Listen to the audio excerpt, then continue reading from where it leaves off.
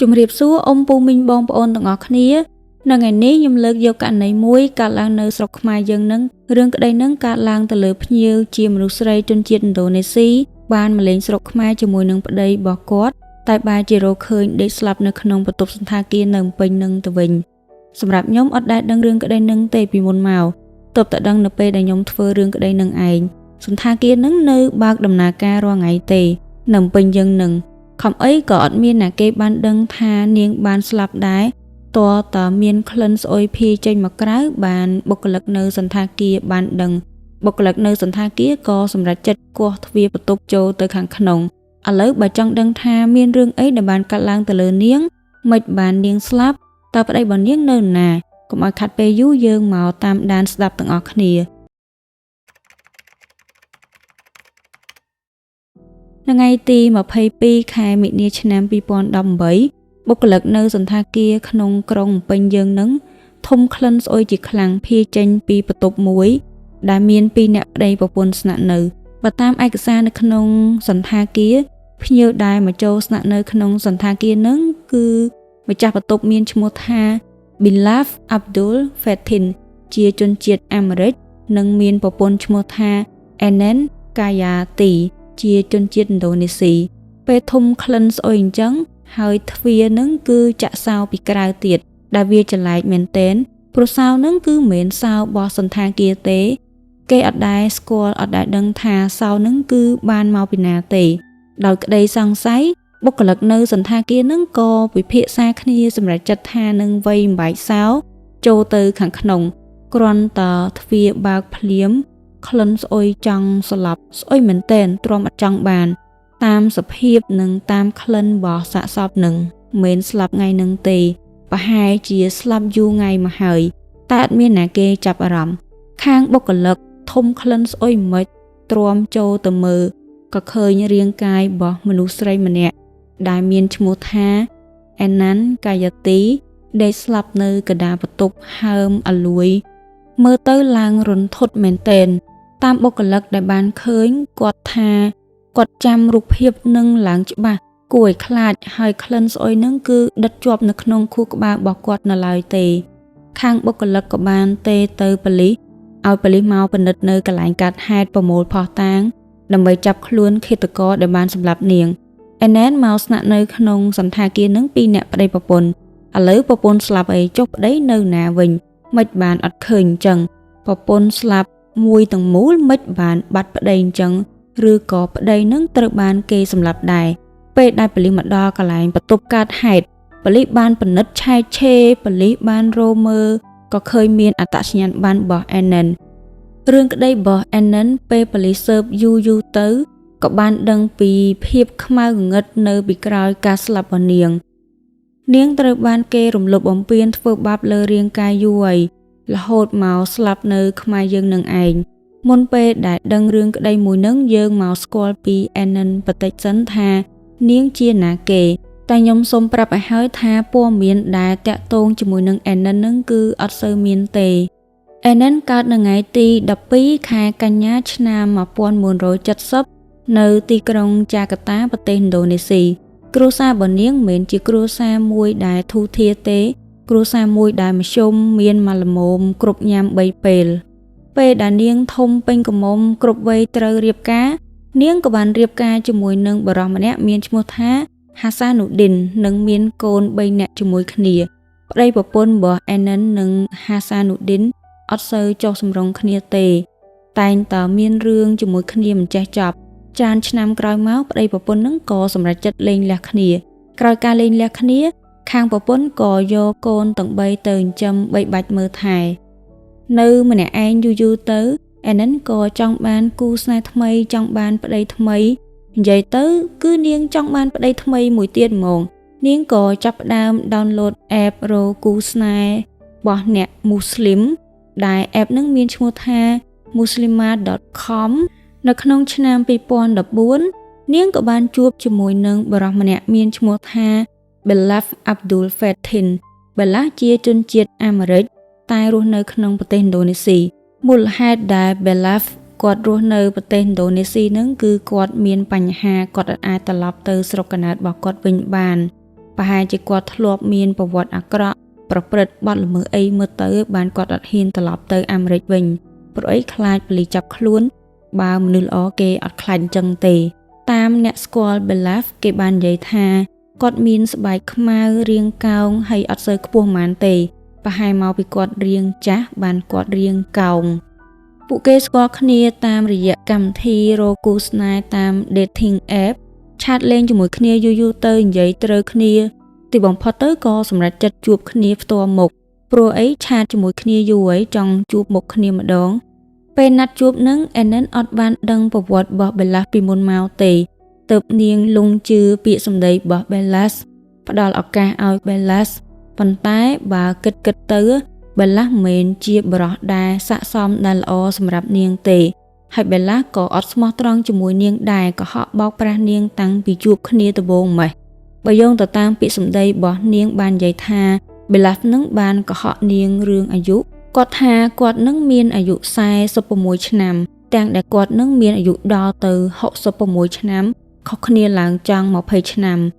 មុខ60និងមុខ40គឺវាខុសគ្នាដាច់ហ្មងគាត់អួតប្រាប់ Annan ថាគាត់នឹងមានប្រពន្ធច្រើនហើយហើយមួយសុទ្ធតែជាប្រពន្ធកិច្ចសន្យារៀបការកិច្ចសន្យាគេហៅថា contract marriage កិច្ចសន្យារៀបការនឹងគឺជាការរៀបការជាមួយនឹងនរណាម្នាក់ដែលមានលក្ខខណ្ឌជាក់លាក់មានពេលកំណត់ដើម្បីជាប្រយោជន៍របស់ភាគីទាំងសងខាងយល់ព្រមចុះហត្ថលេខាព្រមព្រៀងជាមួយគ្នាបន្ទាប់ពី Belaf អួតប្រាប់នាងអញ្ចឹងហើយ Belaf គាត់ថាគាត់មានប្រពន្ធច្រើនអញ្ចឹងហើយអត់មានខ្លាចអីទេនាងនៅអូខេយល់ព្រមទៅជួបគាត់នៅសន្តាគារមួយទៀតដែលសន្តាគារមួយហ្នឹងគឺមានឈ្មោះថា Ibis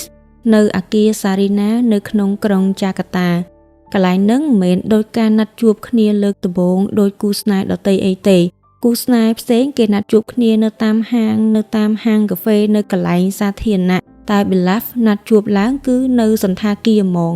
គ្រាន់តែ Annan ចូលទៅដល់ក្នុងបន្ទប់សន្តាគារភ្លាម Belaf បានចាក់សោបន្ទប់ជាប់រួចចាប់ផ្ដើមនិយាយពីនេះពីនោះក្នុងន័យលួងលោមចង់កេងប្រវ័ញ្ចលើនាង Annan ក៏បានដឹងខ្លួនដែរនាងមិនមែនអាយុនៅក្មេងអត់ដឹងរឿងបែបនឹងទេនាងក៏ព្យាយាមចង់ដោះខ្លួនចេញពីសន្តាគារតែ Belas ទទូចសុំឲ្យនាងកេងនៅនឹងមួយយប់ធ្វើឲ្យនាងនឹងទើសទាល់ចិត្តគ្មានជំរើសដល់អញ្ចឹងទៅនាងក៏ត្រូវបខំចិត្តស្នាក់នៅជាមួយគាត់នៅយប់នឹងពួកគាត់នៅជាមួយគ្នានៅយប់នឹង Belas ក៏បានប្រាប់ Annan ផងដែរថាគាត់បានរៀបការមានប្រពន្ធហើយដែលប្រពន្ធរបស់គាត់នឹងគឺមានឈ្មោះថា Fira អារឿងដែលគាត់មានប្រពន្ធនឹងធ្វើឲ្យ Annan មានអារម្មណ៍អត់ល្អប៉ុន្មានទេគាត់អត់សូវសប្បាយចិត្តប៉ុន្មានទេគាត់អត់ទាន់ទាំងបាននិយាយអីផងថាចិត្តរបស់គាត់នឹងគិតមិនស្រាប់តែ Belaf នឹងសុំគាត់រៀបការភ្លាមយកត្មងសំបីតាគាត់នឹងក៏រៀងភៀងដែររបៀបជួបគ្នាលើកទី1ហើយមកសុំរៀបការឆៅបែបហ្នឹងAnnan ឮហើយក៏និយាយប្រកែកអត់យល់ព្រមដោយគាត់និយាយថាគាត់អត់ចង់រៀបការជាមួយនឹងមនុស្សប្រុសដែលមានប្រពន្ធច្រើនដូចគាត់អញ្ចឹងទេ Belas ស្ដាប់នាងនិយាយចប់ហើយគាត់ខឹងជាមួយនាងខ្លាំងមែនទែននឹងបានដេញនាងចេញពីបន្ទប់ភ្លាមចេញពីសន្តាគារទាំងកដាយយប់អត្រាតម៉ោង12ម៉ោង1យប់នេះបើនិយាយត្រូវគ្នានៅយប់នឹង Annan គ្មានផ្លូវចេញពីសន្តាគារនឹងបានទេកុំតែឆ្លោះគ្នាកុំអីដេកនៅនឹងបាត់មានរឿងប៉ុណ្្នឹងហើយមិនមែនចាប់គ្នាទេមួយអាទិត្យក្រោយមក Annan ក៏ទទួលបានការទេទូរស័ព្ទមួយពី Belas គាត់ត្រូវបានប៉ូលីសចាប់ខ្លួនពីបទរំលោភបំពានលើរាងកាយប្រពន្ធរបស់គាត់ Vera ប្តឹងគាត់ពីបទរំលោភបំពានផ្លូវភេទអំពើហិង្សាលើផ្លូវភេទប៉ុន្តែនៅពេលដែល Belas ប្រាប់ប៉ូលីសថាពីរអ្នកគាត់នឹងគឺប្តីប្រពន្ធនឹងគ្នាការកាត់ទោសរបស់ Belas នឹងក៏ត្រូវបានបធូរបន្ថយជាងមុនពីបទរំលោភទៅជាបទរំលោភបំពានលើរាងកាយក្នុងគ្រួសារទៅវិញហើយប៉ូលីសក៏កាត់ទោសឲ្យ Belas នឹងជាប់ពន្ធនាគាររយៈពេល7ឆ្នាំហើយត្រូវការអ្នកធានាគាត់ទៀតគ្មានណាគេផ្សេងទេ Belas នឹងគឺគិតដល់ Annan មុនគេតែម្ដង Annan ជានារីដែលមានចិត្តសន្តោសប្រណីអាណិតនឹងនៅស្រឡាញ់ Belas នាងក៏យល់ព្រមជួយគាត់Annan អាសាតលេង Belas នៅក្នុងគុកទៅម្ដងពួកគេនិយាយគ្នាហើយក៏យល់ចិត្តគ្នាច្រើនជាងមុន រហូតដល់ថ្នាក់ពិភាក្សាគ្នារឿងរៀបការនេះបានថាជួបស្នេហ៍ពិតនៅគ្រាលំបាកហ្មងAnnan យករឿងដែលនាងចង់រៀបការជាមួយនឹង Belaf នឹងទៅប្រាប់គ្រួសាររបស់នាងសាច់ញាតិរបស់នាងម្នាក់គឺគេភ្ញាក់ផ្អើលជាខ្លាំងមិនបានទៅជាអញ្ចឹងសូម្បីតែប្តីចាស់របស់នាងអតីតប្តីរបស់នាងនឹងក៏ឆ្ងល់ជាមួយនឹងនាងដែរគាត់យល់ថា Annan នឹងសម្រេចចិត្តរៀបការជាមួយនឹង Belaf នឹងគឺដោយសារតែលុយព្រោះអី Belaf ជាជនបរទេសមានលុយច្រើនតែខុសពីការគិតរបស់គាត់ទាំងអស់ខុសដាច់ស្រឡះពីការពិតតែម្ដងនៅក្នុងឆ្នាំ2015គណៈពេលដែល Belaf កំពុងតនៅក្នុងគុកអ្នកទាំងពីរនឹងក៏បានរៀបការជាមួយគ្នារូបភាពនឹងជាឯកសារសម្បត្តិអាពាហ៍ពិពាហ៍របស់អ្នកទាំងពីរមិនដឹងថារៀបការមិនទេបើនៅក្នុងគុកអញ្ចឹងហើយការរៀបការនឹងក៏ច្បាប់អត់ទទួលស្គាល់អីដែរវាខុសច្បាប់ចាប់ពីពេលនឹងមក Annan គឺលះបង់ពេលវេលាលុយកាក់របស់នាងទាំងអស់ប្រមូលដើម្បីធានាយកខ្លួនប្តីល្អរបស់នាងចេញពីការឃុំឃាំង Annan អត់មានលុយច្រើនអីទេលុយរបស់នាងភាគច្រើនគឺបានមកពីការខ្ចីសាច់ញាតិបងប្អូននិងកូនរបស់នាងយកមកប្រគ្រប់ដើម្បីយកលុយនឹងទៅធានាប្តីរបស់នាងគ្រាន់តែប៉ុណ្ណឹងយើងដឹងហ្មងថា Belaf មិនមែនដូចអីដែលអ្នកដតីគិតទេដូចអតីតប្តីរបស់ Annan គិតទេគឺមិនមែនជាជនបរទេសមានលុយមានទ្រព្យសម្បត្តិស្ដុកស្ដំបាន Annan ទៅរៀបការយកគាត់ធ្វើប្តីអីទេបើគ្រាន់តែលុយធានាខ្លួនឯងនឹងគ្មានផងបើមានចាំបាច់អីទៅពឹងលើ Annan ធ្វើអីជាសំណាងរបស់ Belaf ទីបំផុតគាត់ក៏អាចចេញពីគុកបានចេញពីការឃុំឃាំងបានបន្ទាប់ពីគាត់ជាប់គុកអស់រយៈពេល3ឆ្នាំដោយប្រើលុយរបស់ Annan ទាំងអស់ដើម្បីយកទៅធានាខ្លួនមកគាត់ឲ្យនៅក្រៅឃុំបន្ទាប់ពីចេញពីគុក Annan ក៏យកប្តីជាទីស្រឡាញ់របស់នាងទៅរស់នៅផ្ទះជាមួយគ្នាមានម្ដាយរបស់នាងនិងកូនទាំង3នាក់របស់នាងរស់នៅជុំគ្នានៅក្នុងទីក្រុងចាកាតាអីដែល Annan រំពឹងទុកគឺនាងយល់ថាអាពាហ៍ពិពាហ៍នឹងគឺជាអាពាហ៍ពិពាហ៍មួយដែលមានក្តីសុខនិងកើតឡើងដោយក្តីស្រឡាញ់ពិតតែអីដែលនាងគិតនឹងគឺវាមិនមែនជាការពិតទេហើយរឿងអាក្រក់នឹងកើតឡើងនៅក្នុងជីវិតរបស់នាងក្នុងពេលឆាប់នឹងឯងរឿងទាំងអស់នឹងគឺវាមិនដូចអ្វីដែលនាងរំពឹងទុកទេវាចាប់ផ្ដើមចេញមកម្ដងតិចពីតិចទៅយូរទៅក៏កាន់តែអាក្រក់ទៅដោយដែលយើងដឹងអញ្ចឹង Belaf គឺមានប្រវត្តិប្រើប្រាស់អំពើហិង្សាដល់ថ្នាក់ជាប់គុកមនុស្សធ្លាប់វាយគេបានធ្លាប់ដែរចរិតអាក្រក់ទោះបីជាប៉ូលីសចាប់ខ្លួនប្រមាណដងក៏អត់ចេះកែចរិតដែរគឺថាវាជាសន្តាន Annan ត្រូវបានប្តីថ្មីរបស់នាងវាយដូចគ្នារឿងដែល Belaf វាយដំលើរាងកាយរបស់ Annan កូនស្រីរបស់នាងមានឈ្មោះថា Lulu ក៏តែងតសង្កេតឃើញពីកាយវិការចរិតលក្ខណៈម្ដាយរបស់នាងគឺវាខុសប្លែកពីមុនគាត់មើលទៅរៀងដាច់ដោយឡែករៀងដកខ្លួនពីអ្នកដទៃដូចមនុស្សមានវិបត្តិអីចឹងនៅផ្ទះជាមួយគ្នាតែអត់សូវមាត់ករកគ្នាទេក្រនិយាយរកកូនដូចមុនទោះបីជានៅជុំគ្នាក៏ដោយដែរមើលទៅគឺគាត់សោកសៅដូចគ្មានពលឹងអីសោះBelafក៏អញ្ចឹងដែរកម្រនិយាយរកអ្នកផ្ទះកូនស្រីរបស់នាង Lulu នឹងក៏បានឃើញម្ដាយខ្លួនឯងនឹងមានស្នាមរបួសជាំខ្លួននៅលើរាងកាយដែលសញ្ញាទាំងអស់នឹងគឺបានបង្ហាញថា Belaf នឹងគឺបានរំលោភបំពានប្រើប្រាស់អំពើហិង្សាលើរាងកាយរបស់ម្ដាយនាងស្នាមរបួសទាំងអស់នឹងដែលកូននាងបានឃើញគឺមានដូចជាការច្បាច់កវាយដាល់បោចសក់អីជាដើមបើមានអ្នកផ្ទះនៅបើមានកូននៅផ្ទះអត់មានរឿងអីទេតែបើសិនជាអត់មានអ្នកនៅផ្ទះដឹងតាខៀវភ្នែករបស់ Belaf ហើយមានម្ដងនឹង Lulu គឺឃើញម្ដាយរបស់នាងផ្ទាល់ភ្នែកបែកឈាមជាការខោអាវនឹងក៏មានប្រឡាក់ឈាមទៀតហើយ Lulu នឹងក៏ចាំផងដែរថាពេលម្ដងនឹងម្ដាយរបស់នាងនិង Belaf បានទៅដើរលេងជាមួយគ្នាអ្នកផ្ទះនិងកូននឹងគិតថាប្រហែលជាទៅដើរលេងទៅ honeymoon អីតែមានណាគ្រួសារកូនរបស់ Annan នឹងក៏មានគេទេប្រាប់ថា Annan នឹងឈឺត្រូវត្រឡប់មកផ្ទះវិញនៅពេលដែល Annan មកដល់ផ្ទះកូនឃើញថារាងកាយរបស់នាងនឹងគឺឡើងទន់ខ្សោយអស់កម្លាំងសាច់ឈាមឡើងស្លេកស្លាំងមើលទៅឡើងលឿងកូនរបស់ Annan អត់អាចជួយអីនាងបានច្រើនទេ ព្រោះអីជារឿងប្តីប្រពន្ធរបស់គាត់តែអីដែលគេជឿជាក់នឹងគឺថាម្ដាយរបស់នាងឈឺច្បាស់ជាពាក់ព័ន្ធជាមួយនឹងបេឡាស់មិនខានទេអីដែលកូនអត់បានដឹងគឺថាមានរឿងអីឲ្យប្រកាសកើតឡើងទៅលើអេណិនក្រោយមកអេណិនក៏បានប្រហើបប្រាប់កូននឹងគ្រួសាររបស់នាងពីអីដែលបេឡាស់បានបង្ខំនាងឲ្យធ្វើកាលពីដើរលេងលើកមុននៅកន្លែងនឹងខ្ញុំស្ដាប់ហើយឡើងហួសចិត្តរឿងនឹងគឺថាបេឡាស់ជាប្តីជាទីស្រឡាញ់របស់អេណិននឹងបានបង្ខំនាងឲ្យនាងដើរសុំទានគេនិងដើរសុំជំនួយពីគេព្រោះអីពួកគាត់នឹងគឺត្រូវការលុយតែមិនមែនជាត្រូវការចាំបាច់អីទេគឺបេឡាស់នឹងបង្ខំប្រពន្ធឲ្យធ្វើរឿងនឹងតែម្ដងមានមកពេលនឹងនាងបដិសេធអត់ទៅសុំទានគេ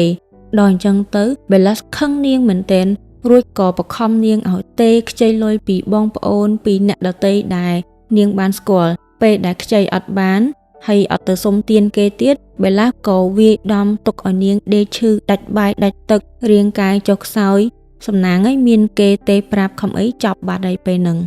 រឿងមួយទៀតនឹងមិនដឹងថាប្តីម៉ាក់អីទេហើយឯណាននឹងក៏ចេះទៅទ្រាំបានទៀតគាត់ស្រឡាញ់គេពេកមិនដឹងអ្នកទាំងពីរនឹងបានដើរលេងជាមួយគ្នានៅកោះបាលីនិងបានស្នាក់នៅក្នុងសន្តាគារមួយដើម្បីរីករាយជាមួយបរិយាកាសដ៏ល្អនៅលើកោះដំណើរកម្សាន្តដ៏រីករាយប្រែក្លាយជាទឹកខ្មេះទៅវិញព្រោះអីបេឡាបានបង្ខំបានបញ្ចុះបញ្ចូលឲ្យអេនិនដែលជាប្រពន្ធទៅដេកជាមួយនឹងបុរសដទៃដែលនៅក្បែរខាងបន្ទប់ដើម្បីយកលុយឲ្យខ្លួនឯងហើយខ្លួនឯងនឹងធ្វើជាអត់ដឹងរឿងអីធ្វើជាចេញទៅក្រៅរបៀបថាយល់ល្អខ្លួនឯងហាក់ដូចជាពេលប្តីអត់នៅទៅប្រពន្ធមានប្រុសផិតក្បត់អីអញ្ចឹងទៅតែនេះមានណាគឺថាបេឡាស់ខ្លួនឯងទេជាអ្នកដែលរៀបចំកន្លែងនឹងមើលទៅដូចអេណានឹងគឺជាមនុស្សដែលផិតក្បត់ជាមនុស្សអាក្រក់អញ្ចឹងខ្ញុំអាណិតគាត់ដែរតែមិនដឹងថានិយាយម៉េចព្រោះអីជាជំរឿសរបស់គាត់ខ្លួនឯងទេគឺគាត់រើសយកខ្លួនឯងណារាល់លើកបើអេនិនស្ដាប់តាមគាត់អត់មានអីទេប៉ុន្តែបើសិនតើហ៊ានអត់ស្ដាប់អត់ធ្វើតាមនាងច្បាស់ជាទក់សាច់អីបេឡាស់វាយធ្វើបាបមានទាំងគំរាមសម្រាប់ក៏មានដែរបទពិសោធន៍ដល់លេងរបស់អេណានម្ដងគឺថាវេទនាព្រោះសកម្មភាពរបស់អេឡាស់កាន់តែយ៉ាប់យ៉ឺនទៅបេឡាស់ចាក់សោអេណាននៅក្នុងបន្ទប់សន្តាគារឃុំឃាំងអត់ឲ្យចេញក្រៅទេហើយគាត់ទៅណាទៅណីបាត់ចឹងទៅអត់មានខ្វល់ជាមួយនឹងប្រពន្ធអីទេចាំឡើងយូរបានត្រឡប់មកវិញចុងក្រោយអេណាននឹងក៏គិតយល់ខ្លះព្យាយាមចាក់ចេញពីបេឡាស់ទ្រាំចាំមានឱកាសល្អនឹងធ្វើការគេចខ្លួនចេញពីសន្តាគារគណៈពេលដែលបេឡាស់នឹងអត់បានយកចិត្តទុកដាក់អត់បានចាប់អារម្មណ៍ជាមួយនាងបានឱកាសល្អនាងក៏គេចខ្លួនបានសម្រេចគេចចេញពីសន្តាគារនៅពេលហ្នឹងនាងអត់មានស្គាល់ណាទេទូរស័ព្ទក៏អត់មានដែរនាងបានរត់គេចគ្មានគោលដៅទេអត់ដឹងថាទៅណាទៅណីហើយធ្វើមិនទេធ្វើដំណើរយូរទៅនាងក៏ទៅដល់បេនឡានក្រុងហើយទៅក៏ដេកនៅនឹងមួយយប់តាមពិតទៅនាងក៏យំស្ដាយកំហុសនៅរឿងរ៉ាវដែលបានកើតឡើងទៅលើជីវិតរបស់នាងដែរព្រមទាំងព្យាយាមរកផ្លូវត្រឡប់ទៅផ្ទះវិញអត់ដឹងថាទៅដោយរបៀបណាទេសំណាងរបស់អេនិនមានមនុស្សដែលចិត្តល្អចាប់អារម្មណ៍ទៅលើនាងហើយក៏បានសួរនាងជួយយកអាសានាងអេនិននឹងក៏យំរៀបរាប់ប្រាប់គេតាមដំណើររឿងអីចឹងទៅមនុស្សស្រីម្នាក់នឹងចិត្តល្អមែនទែនគាត់ក៏បានជួយតាក់ទងទៅគ្រួសាររបស់អេនិននៅស្រុកឲ្យបន្ទាប់ពីបានតាក់ទងជាមួយនឹងគ្រួសាររបស់អេនិននៅស្រុកនិងបានពន្យល់ពីរឿងរ៉ាវដែលបានកើតឡើងអស់ហើយអតីតប្តីរបស់អេនិនដែលមានឈ្មោះថាហាសានូឌីននឹងក៏បានផ្ញើលុយមួយចំនួនឲ្យនាងទិញសំបុត្រឡានត្រឡប់ទៅផ្ទះវិញនៅពេលដែលអេនិនបានត្រឡប់ទៅដល់ផ្ទះដោយសុវត្ថិភាពនៅក្នុងទីក្រុងចាកាតាគ្រួសារនិងកូនរបស់នាងសង្ឃឹមថាតំណែងរបស់បេឡាហ្វនិងអេនិនគឺចាប់ត្រឹមនឹងឯងកន្លែងនឹងខ្ញុំសូមនិយាយពីអារម្មណ៍របស់ខ្លួនឯងតិចក្នុងនាមជាកូនឬក៏ជាសាច់ញាតិរបស់អេនិនគឺថាឈឺចាប់ចង់ស៊ីសាច់បើជួបមុខចង់តែជេរចង់តែវាយធ្វើម៉េចឲ្យបានចូលពេទ្យខ្លះរឿងដែលបេឡាស់បានធ្វើបាបអេនិននឹងគឺមិនមែនម្ដងទេច្រើនដងឯងបើបានជួបមុខអីសុំវាយសុំជេរបានអស់ចិត្តម្ដង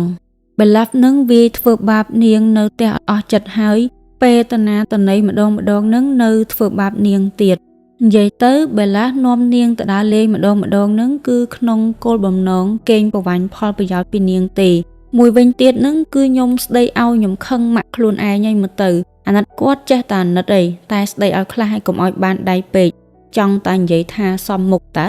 ហើយបើនៅតែហ៊ានយកអាប៉ែនឹងធ្វើប្តីទៀតឈប់និយាយចូលកាត់កាលចោលឈប់រាប់រោអីទៀតអី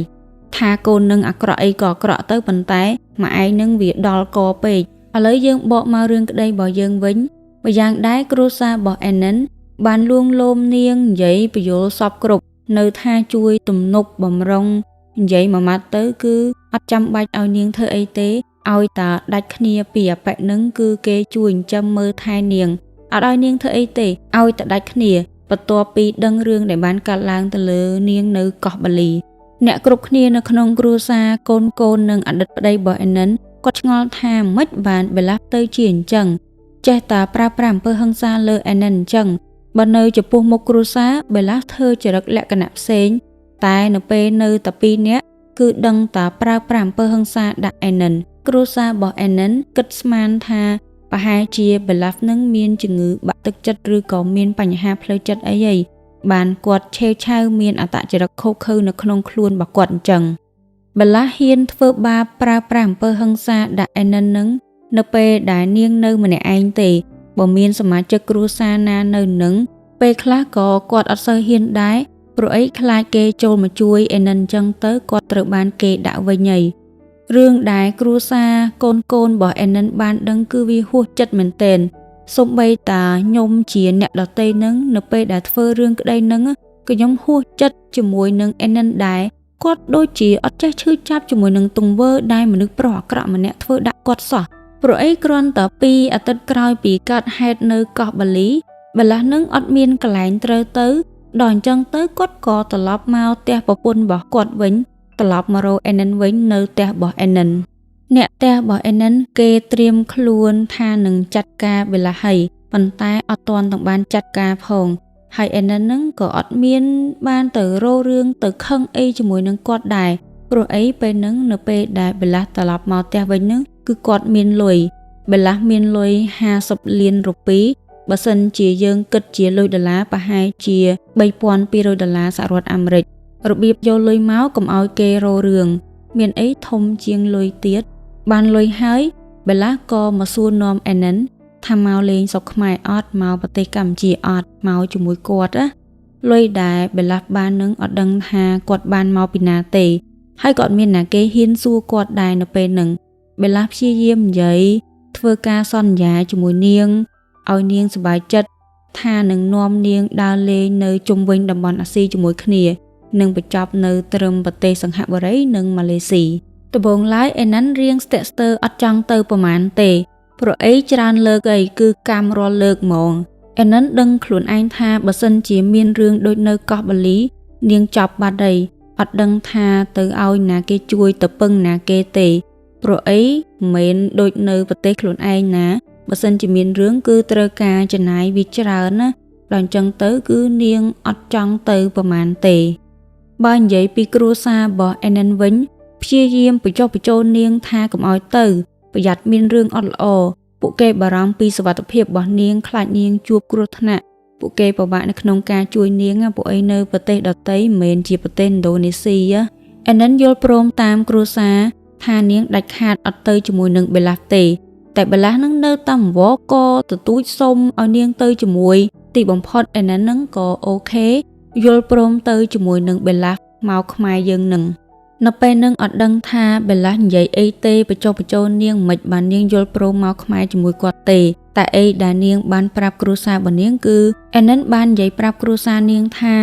នាងមកខ្មែរគឺដើម្បីបានលុយខ្លះពីបេឡាស់មើលទៅប្រហែលជាអេណាន់នឹងស្ដាយលុយដែលនាងធ្លាប់បានចំណាយទៅលើបេឡាស់ហើយបាននាងថាមកខ្មែរទៅនាងបានលុយខ្លះក៏វាល្អដែរនៅថ្ងៃដែលត្រូវចេញដំណើរមកខ្មែរគឺនៅថ្ងៃទី19ខែមិនិនាឆ្នាំ2018កូនរបស់អេណាន់ទាំងអស់បានជូននាងនិងបេឡាស់ទៅពលានយន្តហោះកូនរបស់អេណាន់មើលទៅម្ដាយរបស់នាងដូចជាគ្មានកម្លាំងអត់សប្បាយចិត្តរៀងស្ទាក់ស្ទើរទឹកមុខសោកសៅដូចអត់ចង់មកខ្មែរប្រមាណទេមុនពេលដែលនាងដើរចូលក្នុងពលានយន្តហោះអេណាន់បានងាកទៅរកកូននិយាយអោបលាគ្នានិងបានប្រាប់កូនរបស់នាងថានៅថ្ងៃពហុហ្នឹងគឺនាងត្រឡប់ទៅវិញហើយកុំឲ្យកូនបារម្ភអីដោយនេះគឺជាពាក្យសម្ដីនិងជាការអោបលាគ្នាលើកចុងក្រោយព្រោះអីអេណាន់មកស្រុកខ្មែរអត់មានថ្ងៃអាចត្រឡប់ទៅស្រុកកំណើតវិញទេ ចិត្តដល់ថ្ងៃពហុជាថ្ងៃដែលនាងត្រូវត្រឡប់ទៅវិញហើយតែអត់បានដំណឹងតាក់ទងជាមួយនឹងអេនិនសោះគ្រួសាររបស់នាងមានការព្រួយបារម្ភជាខ្លាំងព្យាយាមទេមកតាក់ទងមករកនាងតែតាក់ទងអត់បានទេចូលឲ្យអត់មានអ្នកលើកបាត់ដំណឹងនាងឈឹងហ្មងដល់ថ្ងៃពហុបានមកដល់ហើយក៏នៅតែអត់ទាន់បានទទួលដំណឹងពីម្ដាយរបស់នាងពួកគេមានការព្រួយបារម្ភប៉ុន្តែព្យាយាមគិតអីល្អៗគិតបែបវិជ្ជមានថាប្រហែលជាអេនិននឹងជាប់រវល់គ្មានពេលជាប់ដើរលេងអត់មានអ៊ីនធឺណិតបានអត់ទាន់តាក់ទងទៅពួកគេចាំបាត់ពីមួយថ្ងៃទៅមួយថ្ងៃវាធ្វើឲ្យគ្រួសាររបស់អេនិននឹងកាន់តែព្រួយបារម្ភពីនាងកាន់តែខ្លាំងឡើងរហូតដល់ថ្ងៃអាទិត្យទី25ខែមិនិនាឆ្នាំ2018គ្រួសាររបស់អេនិនក៏ទទួលបានការទេមួយតែមិនមែនពីនាងទេគឺមកពីក្រសួងការបរទេសឥណ្ឌូនេស៊ីដំណឹងដែលពួកគេទទួលបានគឺពិបាកទទួលយកមែនទែនគឺវាតក់ស្លុតជាខ្លាំងគឺថាម្ដាយរបស់គេអេនិនត្រូវបានគេរកឃើញថាដេកស្លាប់នៅក្នុងបន្ទប់សន្តាគារនៅភ្នំពេញយើងនឹងឮដំណឹងនឹងភ្លាមគ្រួសាររបស់អេនិនអត់ចង់ជឿថាវាជាការពិតទេ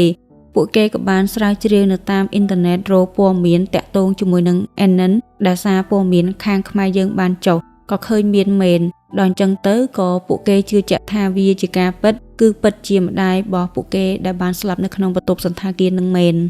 គ្រួសាររបស់អេនិនពិតជាសោកស្ដាយខូចចិត្តអាណិតនាងជាខ្លាំងចំពោះការស្លាប់របស់អេនិនបើយោងទៅតាមការធ្វើកសោបវិច័យសាកសពរបស់នាងពីខាងប៉ូលីសខ្មែរយើងបានបង្ហាញថាការស្លាប់របស់អេនិនគឺបណ្ដាលមកពីការច្បាច់កអេនិនជាមួយនឹងបេឡាបានមក check in ចូលស្នាក់នៅក្នុងសន្តាគារ Home Town Side នៅថ្ងៃទី19ខែមិនិនាឆ្នាំ2018ជាថ្ងៃដែលគេមកដល់ខ្មែរភ្លាមតាមរូបសន្តាគារដែលខ្ញុំបានដាក់នឹងគឺមើលទៅវាមិនមែនជាសន្តាគារមួយដែលថ្លៃឬក៏ទំនើបអីទេរបៀបមើលទៅដូចធម្មតាប៉ូលីសខាងខ្មែរយើងក៏បានបញ្ជាក់ដែរថាអានិនបានស្លាប់តាំងពី3ថ្ងៃមុនពេលដែលគេរកឃើញសាកសពអីម៉េះប្តីរបស់នាងបេឡាគឺជាជនសង្ស័យដែលសំខាន់នៅក្នុងករណីស្លាប់របស់អានិនបានរត់គេចខ្លួនចេញពីកន្លែងកើតហេតុនិងបានចាក់ចេញពីប្រទេសខ្មែរភ្លាមបេឡាគេចខ្លួនបានដល់ឥឡូវអត់ទាន់ចាប់ខ្លួនបានទេខាងរដ្ឋាភិបាលប្រទេសឥណ្ឌូនេស៊ីបាននិយាយថានឹងធ្វើការអន្តរាគមន៍ជួយចាប់ខ្លួនបេឡាមកផ្ដន្ទាទោសតាមច្បាប់នាយកផ្នែកការពារពលរដ្ឋឥណ្ឌូនេស៊ីនិងនីតិបុគ្គលប្រទេសឥណ្ឌូនេស៊ីដែលស្ថិតនៅក្នុងក្រសួងការបរទេសប្រទេសឥណ្ឌូនេស៊ីក៏បានលើកឡើងពីការសហការគ្នាជាមួយនឹងប៉ូលីសសហរដ្ឋអាមេរិកតាមចាប់ខ្លួនបេឡានិងកំណត់ទីតាំងថាគាត់នៅណាដើម្បីយកមកផ្ដន្ទាទោសរយុទ្ធធរជូនអេនិនទោះបីជាប៉ូលីសទាំង3ប្រទេសជួយគ្នាមានខ្មែរសហរដ្ឋអាមេរិកឥណ្ឌូនេស៊ីមានសហប្រតិបត្តិការគ្នាយ៉ាងណាក៏ដោយក៏ដំណឹងព័ត៌មានតាក់ទងជាមួយនឹងបេឡានៅតែអត់ទាន់ដឹងរហូតដល់សប្តាហ៍ថ្ងៃហ្នឹងកាលហ្នឹងបេឡាអាយុខ្ទង់69ឆ្នាំឥឡូវមកដល់ឆ្នាំ2024គាត់ប្រហែលជាមានអាយុ75ឆ្នាំហើយមើលទៅអាចនឹងស្លាប់បាត់មិនដឹងបេឡានៅតែគេចខ្លួនបានអត់ទាន់ចាប់ខ្លួនយកមកកាត់ទោសឲ្យសមនឹងទង្វើដែលគាត់បានធ្វើដាក់អេនិនទេអីដែលយើងអាចធ្វើបាននឹងគឺរងចាំមើលការស៊ើបអង្កេតរបស់ប៉ូលីសនៅក្នុងការតាមចាប់ខ្លួនមនុស្សអាក្រក់ដូចគាត់រឿងដែលសោកស្ដាយចំពោះគ្រួសាររបស់អេនិននឹងគឺថាការចំណាយយកសាកសពរបស់នាងត្រឡប់ទៅស្រុកវិញនឹងគឺវាថ្លៃពេកដែលគ្រួសាររបស់នាងអត់មានលទ្ធភាពនៅក្នុងការចំណាយដឹកយកសាកសពរបស់នាងត្រឡប់ទៅស្រុកវិញទេនៅក្នុងការដឹកយកសាកសពរបស់នាងត្រឡប់ទៅឥណ្ឌូនេស៊ីវិញនឹងគឺគ្រួសាររបស់នាងត្រូវចំណាយលុយ100លានរូពីបើគិតជាលុយដុល្លារប្រហែលជា$6,400សហរដ្ឋអាមេរិកគ្រួសាររបស់អេនិនគឺអត់មានលុយទេដល់អញ្ចឹងទៅគ្រួសាររបស់នាងក៏បានពិគ្រោះគ្នាសម្រេចចិត្តយ៉ាងក្រៀមក្រំមួយបខំចិត្តបញ្ចុះសាកសពរបស់អេនិននៅទីបញ្ចុះសពអ៊ីស្លាមនៅក្នុងខេត្តកដាលបានបងប្អូនជនជាតិខ្មែរឥស្លាមយើងនឹងឲ្យជួយគ្រួសាររបស់នាងនៅក្នុងពិធីបុណ្យសពរបស់អេនិនគឺអត់សូវមានមនុស្សទេឡើងស្ងាត់គុំតែបានបងប្អូនខ្មែរយើងតើជួយគ្នាម្ដាយមួយជើងភាពសោកសៅការបាត់បង់ម្ដាយជាទីស្រឡាញ់ចោលខ្មោចនៅស្រុកគេអញ្ចឹងគឺវាឈឺចាប់មែនទែនហើយឃាតករនឹងក៏អត់ទាន់ចាប់ខ្លួនបានទៀតប្រកែលាក់ខ្លួនមែនទែនគេចខ្លួនទៅណាឆ្ងល់ដល់ហើយចម្ងល់មហាជននឹងគឺថាបេឡានឹងគេចខ្លួនទៅលាក់ខ្លួននៅណាមិនបានលាក់ខ្លួនបានចិត្តឈឹងល្អម៉េះ គ្រួសាររបស់ Anon បួងសួងអធិដ្ឋានឲ្យចាប់ខ្លួន Belaf បានឆាប់អាលនឹងស្វែងរកយុត្តិធម៌ជូន Anon និងចង់ដឹងពីមូលហេតុថាគាត់បានសម្លាប់ Anon ដោយរបៀបណាថាមកពីអីបើនាងស្រឡាញ់គាត់និងជួយគាត់ច្រើនមែនទែនកន្លងមក Anon កាឡាគាត់ត្រូវស្លាប់រកកន្លែងស្លាប់តទៅបានហ្មងចំពោះរឿងក្តីរបស់ Anon នឹងគឺបានមកដល់ទីបញ្ចប់ហើយរឿងក្តីរបស់ Anon នឹងគឺអត់ទាន់បានដោះស្រាយរួចទេឃាតករគឺកំពុងតែលាក់ខ្លួនដែលប៉ូលីសកំពុងតែតាមចាប់ខ្លួនមួយវិញទៀតនឹងខ្ញុំក៏ចង់សុំទោសអ៊ំពូមីងបងប្អូនទាំងអស់គ្នាដែរបើសិនជាខ្ញុំមាននិយាយពាក្យពេចន៍ណាដែលអត់សមរម្យឲ្យខ្ញុំសូមអភ័យទោសផងចំពោះរឿងក្តីមួយនឹងផងដែរតើអ៊ំពូមីងបងប្អូនទាំងអស់គ្នាយល់យ៉ាងណាដែរតើអ៊ំពូមីងបងប្អូនទាំងអស់គ្នាធ្លាប់ដែរដឹងរឿងក្តីនឹងពីមុនមកអត់នឹងមានឆ្ងល់ថាតើ Belaf នឹងគាត់គេចខ្លួនដោយរបៀបណាហើយលាក់ខ្លួននៅណាបានចិត្តល្អម៉េចខ្ញុំក៏សូមបញ្ចប់វីដេអូនឹងត្រឹមតែប៉ុណ្្នឹងឯងជាចុងក្រោយខ្ញុំសូមអរគុណដល់អ៊ំពូមីងបងប្អូនទាំងអស់គ្នាដែលបានមើលវីដេអូនឹងតាំងពីដើមរហូតដល់ចប់ខ្ញុំសូមជូនពរឲ្យអ៊ំពូមីងបងប្អូនទាំងអស់គ្នាជួបតែសំណាងល្អសុខភាពល្អអរគុណច្រើនជម្រាបលា